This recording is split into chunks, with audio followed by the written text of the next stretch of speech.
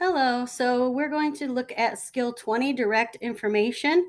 And so if you go above your agenda and you go into the folder that says ACT reading, submit online answers here, this is the first assignment. And so you click on that, and there will be some kind of link for you to click on that says reading strategy.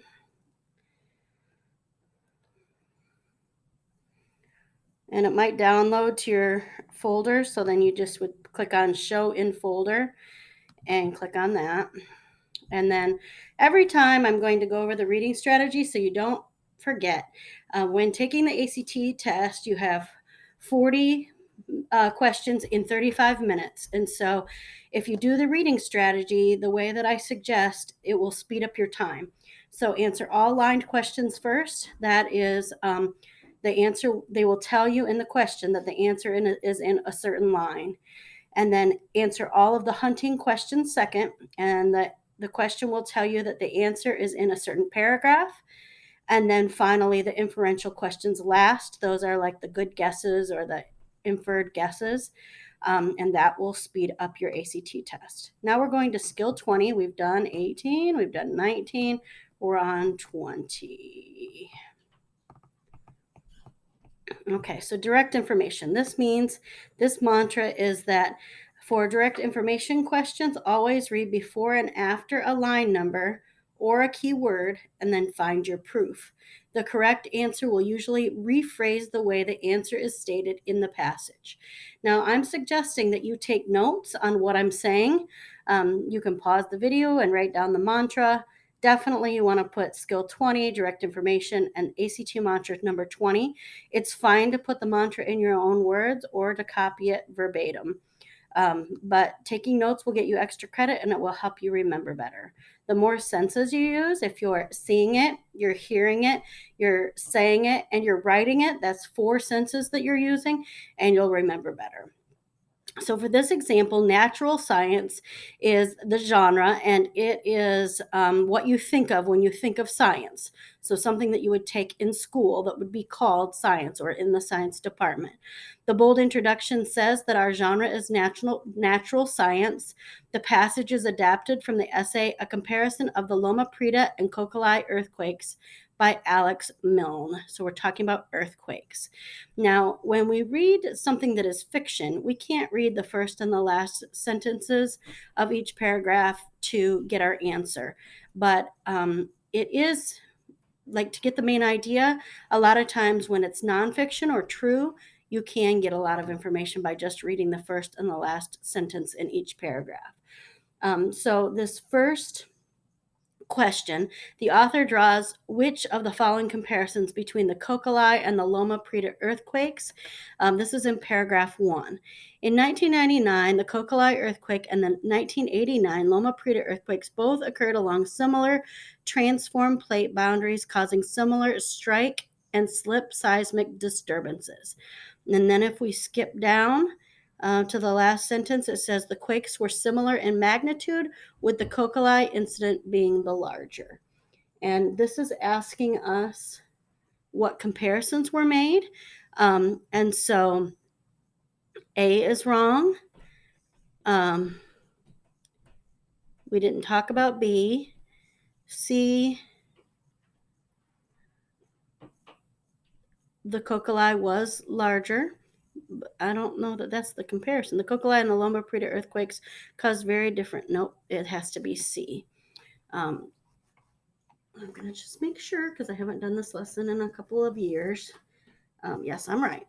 So, number 2, according to the passage, the most important precaution that a society can take is to prevent loss from an earthquake is to, and this is going to be in paragraph 3. A fault, F-A-U-L-T, means like a crack in the earth. Okay, so if we look at paragraph 3, the greatest danger of an earthquake comes from the failures of the structures people surround themselves with. So that means like putting a building on a crack. A secondary measure is to ensure appropriate systems and organizations are in place and respond to earthquakes. I think we missed a little bit there. Let me just read a little bit more of that. So Going with the second sentence. So, the most important precaution a society can take is preventing losses from catastrophic earthquakes is to ensure structures are appropriately prepared to endure seismic activity according to the geologic material they rest on, or even better, to ensure nothing is built on significant fault lines in the first place. So, be careful not to build buildings on cracks. Be careful, you look at what's down there, and most importantly, just don't build buildings on cracks. And so, the answer will be number 2 will be what? If you guessed F, you are right. Number 3, according to the passage, the epicenter of the Loma Prieta earthquake was, so epi means center, or the epicenter means like the most center of this city. And so this will be in paragraph 2.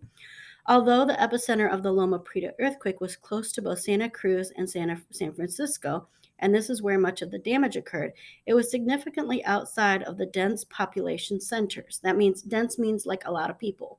So it wasn't really in the middle of the city. The Cocoli earthquake occurred both around and in urban centers.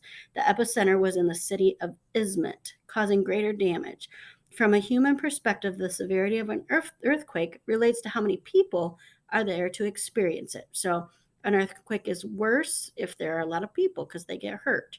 So, number 3 is considerably outside an urban center. Number 4. We're going to scan for the phrase North Antonian Fault, and that's in paragraphs 1 and 2. So the Loma Prieta earthquake occurred along the San Andreas Fault between the Pacific and North American plates and the Cocoli along the North Anatolian Fault between the Eurasian plate and the Anatolian block. And then if we skip down to paragraph 2,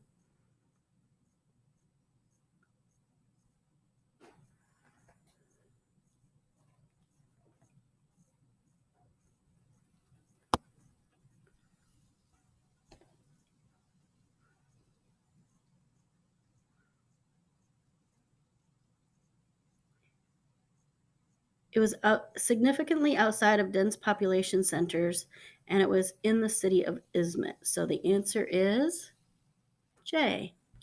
And for number 5, in the context of the third paragraph, when the author states geologic material they rest on, okay, so geologic material is earth, and they, I think, is talking about buildings. So the buildings rest on what kind of ground?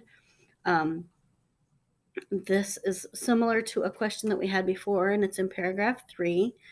We're talking about the possible presence of a fault line. 5 is D. Okay, so now you're going to enter it into Echo, into the reading folder, and make sure that you do both the practice and the bonus and take your notes, and you'll end up in this class with a really good grade. Okay, thank you.